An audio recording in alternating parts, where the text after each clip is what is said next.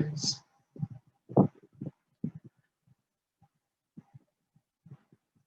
We have seen that the properties of the cardiac muscles: automaticity, rhythmicity, excitability, conductivity, ductility, all of it phenomena which is seen in after an asystole, a repeated stimulation is if it is given, there is a gradual increase in the strength of contraction till a plateau is reached. This is called as Boditz phenomena or Strepes phenomena or staircase phenomena. The heart is have autonomic innervations, both sympathetic and parasympathetic. The vagal stimulation is inhibitory and the sympathetic stimulation is excitatory. Now, in case of the SA node and AV junctions, if there's a parasympathetic stimulation, the slope of the pacemaker potential decreases, generation decreases, so the heart rate will decrease, the heartbeat will decrease. In case of sympathetic stimulation, let's say the slope increases, the rate of impulse generation from the SA node increases, and subsequently the heartbeat will increase. We have seen further the mechanism of impulse conduction and the contractions occurring. The action potential arrives at the TTB ions during excitation contraction coupling. There's an influx of calcium ions. The influx of calcium ions through L-type channels will activate the ryanodine receptor channel, and there will be a spark of calcium ions coming from the circulatory reticulum into the intracellular fluid. The calcium ions will bind to troponin C, initiate the cross-bridge cycle, and the contraction will take place. Is unbound from the troponin C, which is sequestered. 80% of calcium ions is pumped into the sarcoplasmic reticulum. 20% is removed out of the cell by sodium-calcium exchange, and sodium-potassium pump maintains the sodium-potassium gradient. I have asked you one question. I asked you question, what are the inhibitors of sodium-potassium pump? I hope some you must have done the homework. Can you name some inhibitors? The chat box of sodium-potassium pump. Anybody? Inhibitor of sodium-potassium pump. What will be its effect on sodium-calcium exchange? You can write digitoxin, yes. Wabane, yes. 2,4-dinitrophenol. Anything else? Okay. Digitoxin, digitalis, they inhibit sodium-potassium pump. 2,4-dinitrophenol. Wabane also inhibit from the extracellular side. They are cardiotonic glycoside. 2,4-dinitrophenol actually uncouples. It's an uncoupler of ATP. So it inhibits production of ATP. In turn, inhibits sodium-potassium pump. Then there is a vanadate, which inhibits sodium-potassium pump from the intracellular fluid, which is more like a phosphorus lysis or use of ATP. So that's how it inhibits sodium-potassium pump. But digitalis and wabane, they are cardiotonic glycosides. They inhibit sodium-potassium pump. They increases the tonicity of cardiac muscle. increases the force of contraction. They indirectly regulate the sodium-calcium exchange. So sodium-potassium pump inhibited, sodium-calcium exchange will remain inside the cell, will be more pumped into the sarcoidosis reticulum. So in the next cycle, the more calcium ions will be available, the force of contraction will increase. Hence they are called as cardiotonic glycosides. Okay. We also talked about that cardiac muscles cannot be titanized because of the long refractory period. If you look at the refractory period, this log observed refractory period. By the end of the observed refractory period, the 70% of the contraction is complete. With the initiation of the action potential, the plateau phase, the contraction phase also starts. The contraction cycle also starts, unlike skeletal muscle. So by the end of observed refractory period, 70% contraction is complete. Hence, cardiac muscle cannot be titanized.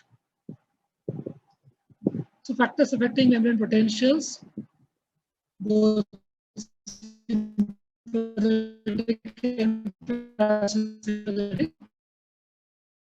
muscular, it affects the heart contractions.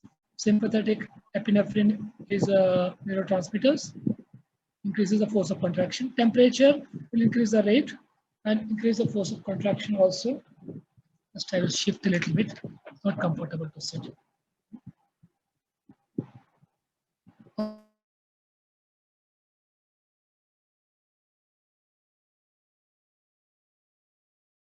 Will have effect on calcium ions also, and hyperkalemia will cause more of hyperpolarization, decreases RMP. So in turn, it will decrease the production action potential production.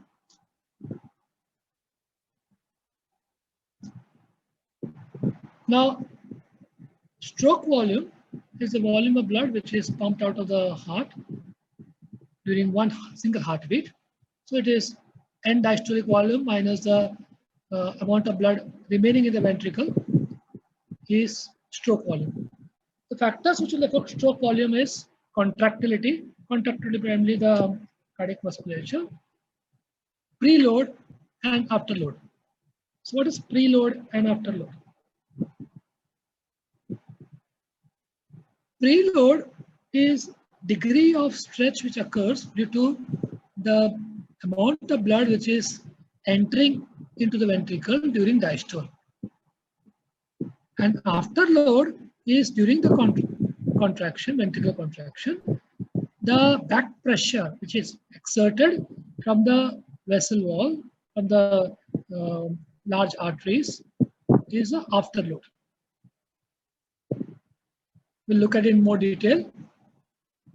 So for a preload, see, when the blood enters into the ventricles, the ventricle and the ventricles are filled, the venous returns. The ventricles are filled with the blood. There will be stretching of the ventricular walls. And this stretching is what we call it as preload. Afterload is the back pressure exerted by the blood, which is in the large arteries when it is leaving during each contraction. So that brings us to an important topic. Let us look at preload first. The degree of myocardial stretch before contraction begins is called as preload on the heart because this stretch represents the load placed on the cardiac muscle. Now, the initial length of the muscle fiber will determine the extent of tension on the muscle fiber, which will affect the contraction. So initial length will depend upon the end diastolic volume. That is a venous return. Okay, there's a term which is used, compliance of the ventricle. Compliance in general means the amount of volume it will be used or even in muscles, or even in vessels. When hemodynamics, they will talk about compliance. Compliance is the amount of volume it can accommodate for a given change in pressure. So it will depend upon the extensibility of that vessel wall, or distensibility, stretchability. Like for example, veins are more compliant than arteries and arteries compared to so compliant the extent of preload. So that brings us to an important law, Frank Starling's law, or Starling's law of heart. It's a very important law. It was given by Otto Frank and Henry Starling. Starling's law of heart states that the energy of contraction is proportional to initial length of the muscle fiber. That is, the tension, the initial length of the muscle fiber will depend upon the amount of blood which is filling into the ventricles. More the initial length, more will be the tension, and more will be the strength of contraction. That's what it means to say. Greater the initial length of the muscle fiber, more will be active tension and more will be the force of contraction. Greater the initial length of muscle fiber, greater will be the force of contraction, up to a certain limit. Of course, everything is within a certain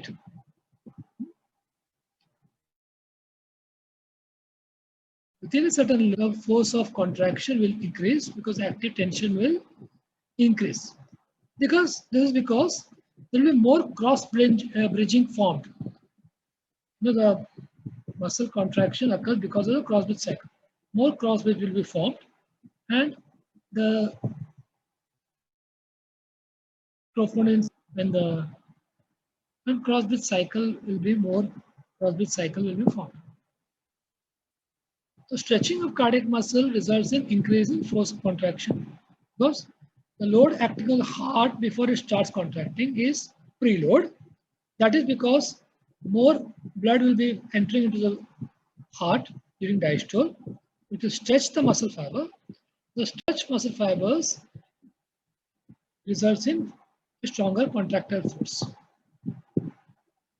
That is within limit. Within certain limit, if the passive force load is increased, within a limit, the active tension will increase. If you go beyond the limit, it will of course go down because the muscles will disintegrate. Increases the rate of active tension development within a definite limit. That is because of increase in the number of actin-myosin cross-linkage.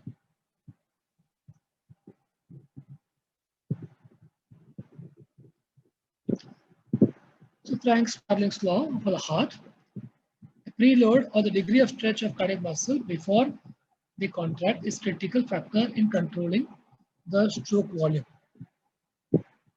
If the venous return increases,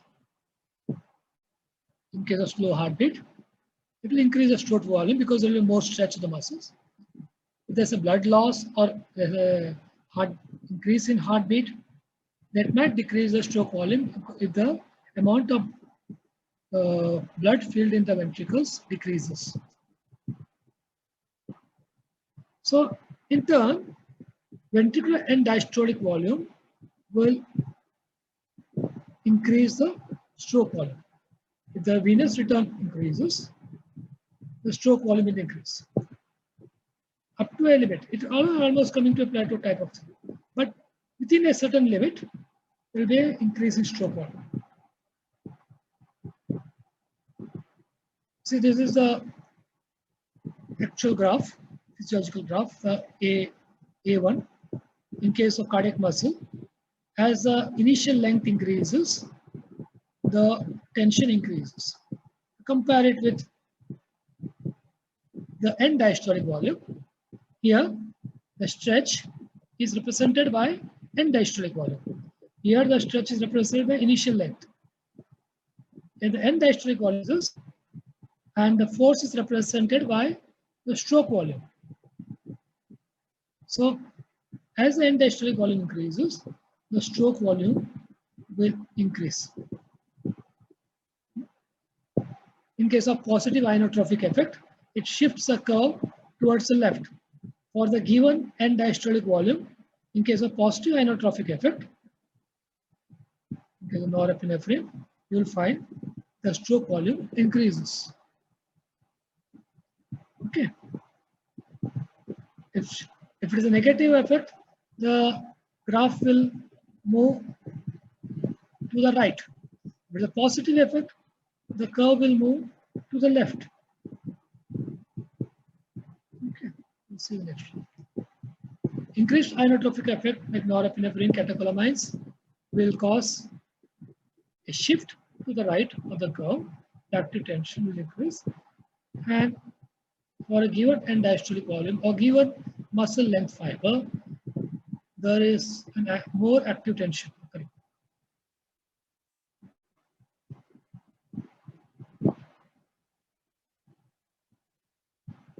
This graph shows you for both sympathetic and parasympathetic activity. A shift to right in case of vagal stimulation or parasympathetic activity, and a shift to the left in case of sympathetic activity for a given end diastolic volume. Take an end diastolic volume of 10. The stroke volume for normal is this. Then in case of 10, if there's a shift to the left, the stroke volume will be here. And if there's a shift to the right, then the stroke volume will be here. Starling's law and Frank-Starling's law.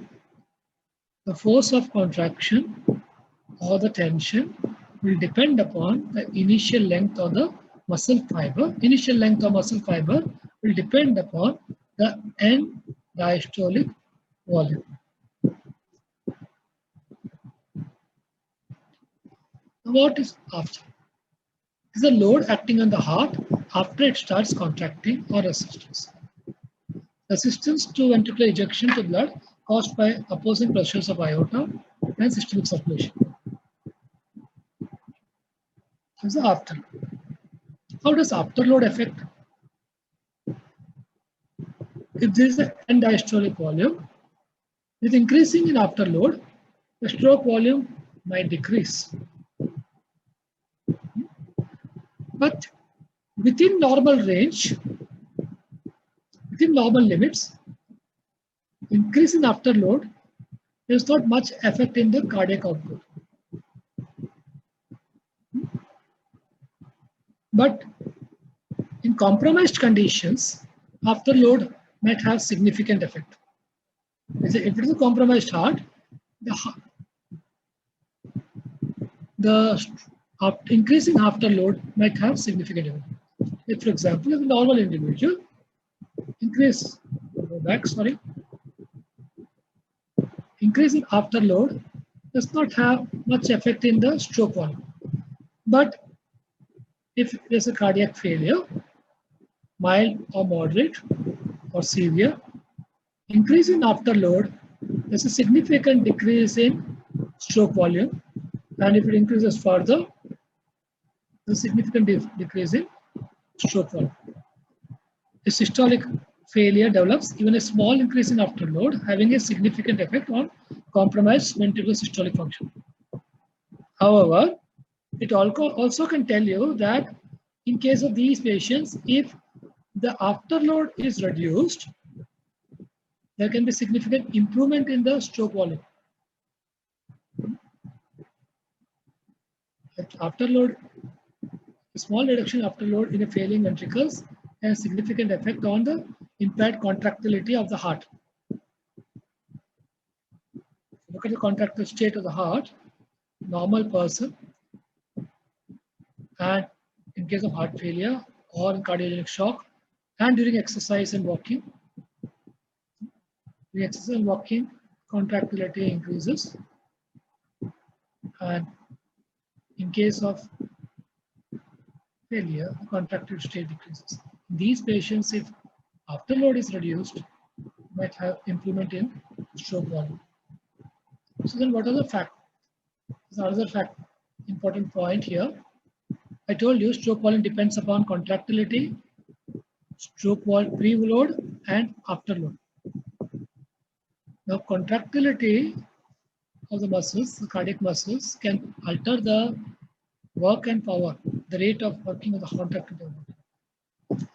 In case if the load is preload, will shift this curve to the right, but the velocity of contraction, the maximum velocity of contraction will not be altered. Velocity of shortening of the heart will depend upon the contractile component of the heart. The increase in preload will shift the curve to the right, but Vmax will not change. Vmax will remain same. It will have no effect on the Vmax. Okay. Cardiac power at a given load and muscle length by changing the force velocity relationship.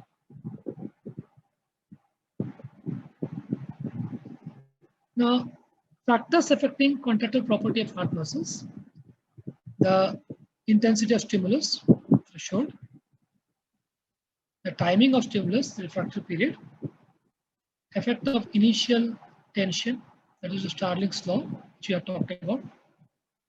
Lack of oxygen, hypoxia can affect contractility, temperature, the calcium content. Moderate increase in calcium will increase contractility. Increasing the frequency of stimulus increases contractility.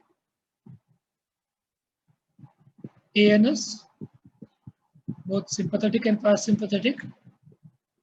Parasympathetic decreases, sympathetic will increase. Acetylcholine depresses, adrenaline and atropine will increase. Drugs have also effect on contractility. We'll look at it a little later. It brings us to the last topic of the in case of cardiac muscle. I'll just drink some water.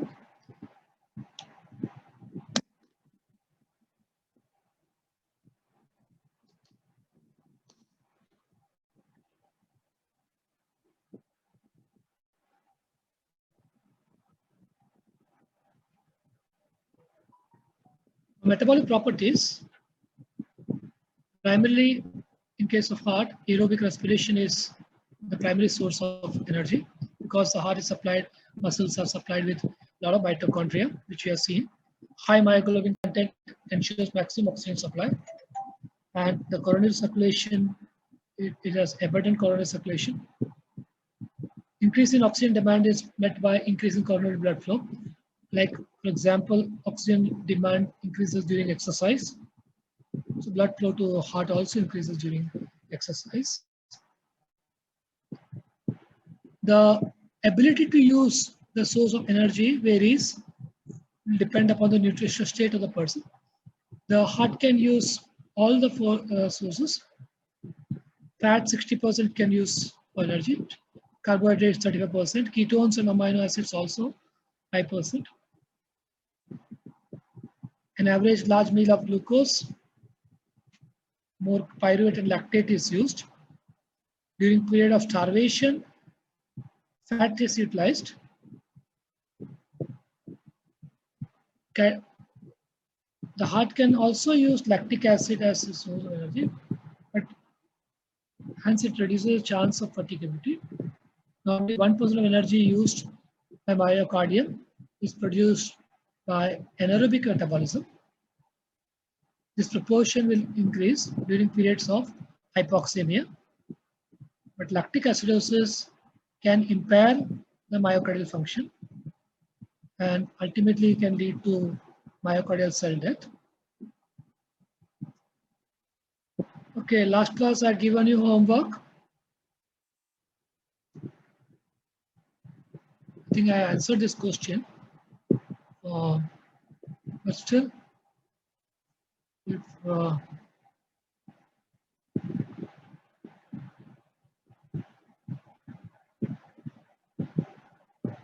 Sheila will look at it again.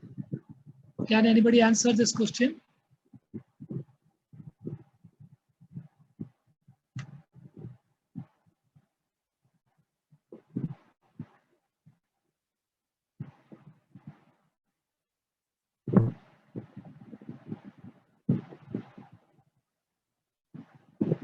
Last class I had given you homework to write a differentiation between smooth muscle, cardiac muscle, and skeletal muscle. I hope you must have done it. But it's already there in your textbooks. Most of your textbooks gives it. So do prepare it.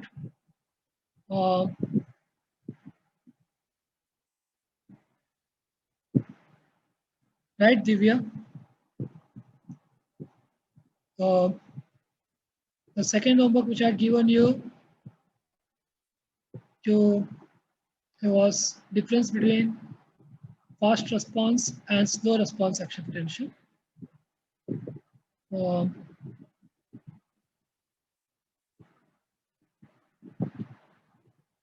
Have you done it?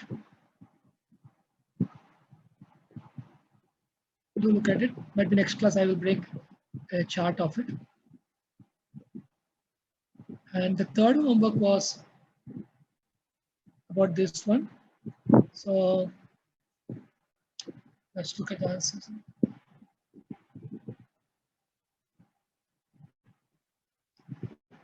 Digitalis is a cardiotonic glycoside. Glycoside is its chemical property.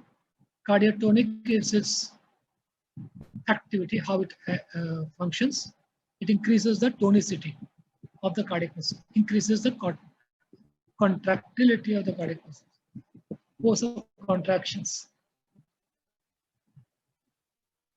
Because it inhibits sodium potassium pump, inhibits sodium potassium ATPase.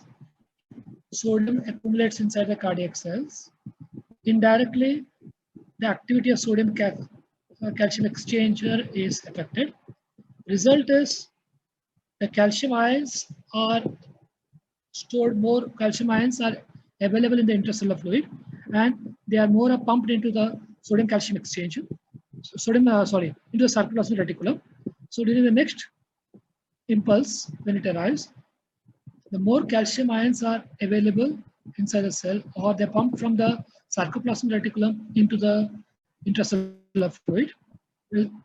So more the calcium ions in the cell, more will be the force of contraction. It increases the strength, increases the heartbeat. So it has a positive inotropic effect.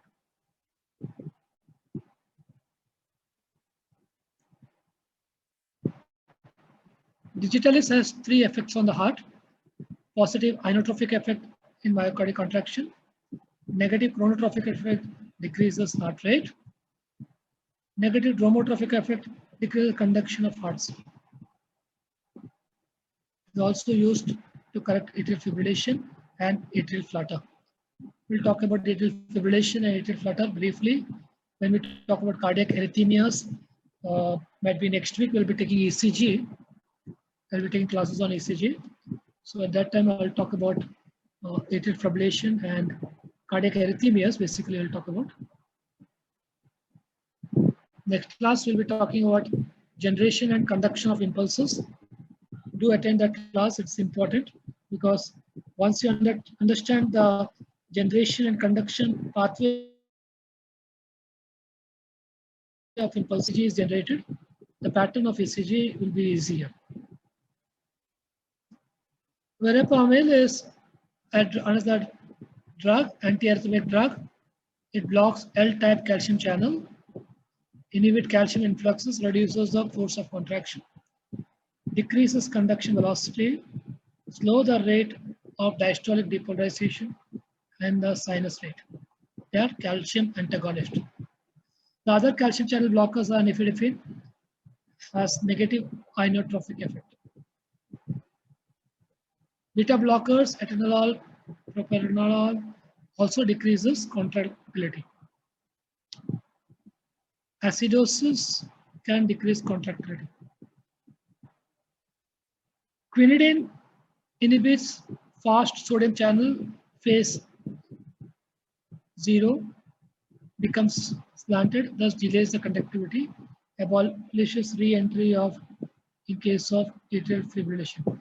I'll talk about re-entry when we talk about fibrillation. Re-entry phenomena causes fibrillation. This is a chart I've taken from one of the textbooks. Briefly, the chart tells you about factors affecting cardiac output, heart rate, and stroke volume. It's a function. Heart rate, which decreases due to parasympathetic innervation and increases due to sympathetic innervation. Stroke volume is determined by the force of contraction of the ventricular myocardium. In that, you have stroke volume is affected by end diastolic volume and contractility, and also to some extent after load. End diastolic volume means preload. Contractility is affected by sympathetic innervation. Sympathetic innervation increases contractility. And diastolic volume, which will vary depending upon venous return. Sympathetic innervation can cause vasoconstriction, venous constriction, and in turn can increase venous return. Or respiratory pump and skeletal pump can also increase the venous return. There is a question here. Can I start the chat box?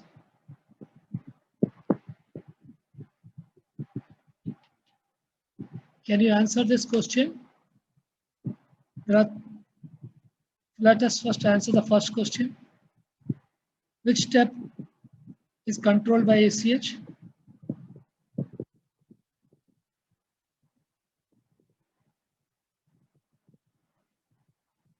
Which step controlled by ACH? Norepinephrine controls which step?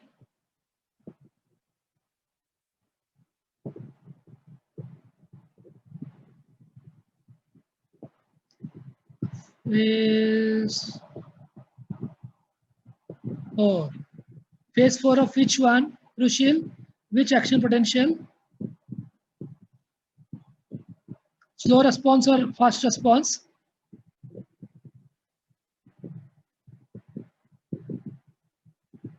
Yes, right. Slow response. Acetylcholine will have is in SA node, so slow response action potential. Norepinephrine will affect both contractility and this. Muscarinic receptors. Muscarinic receptors.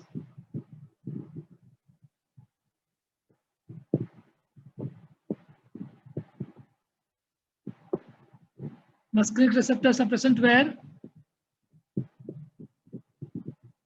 Muscarinic receptors are present in SA node. Beta 1 receptors are present in both SA node and the musculatures, cardiac muscle. You got the answers, all of you?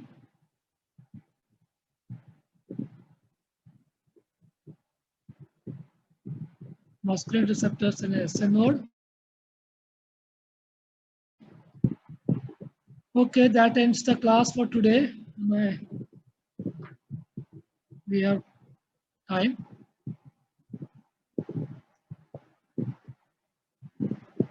Next class, we will be taking generation and conduction of impulse.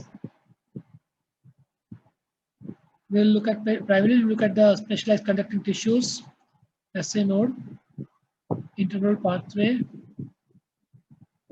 bundle of his, bundle branches, Purkinje fibers, the path through which it conducts, and then we'll start ECG. So another 3 or 4 classes we will be doing it.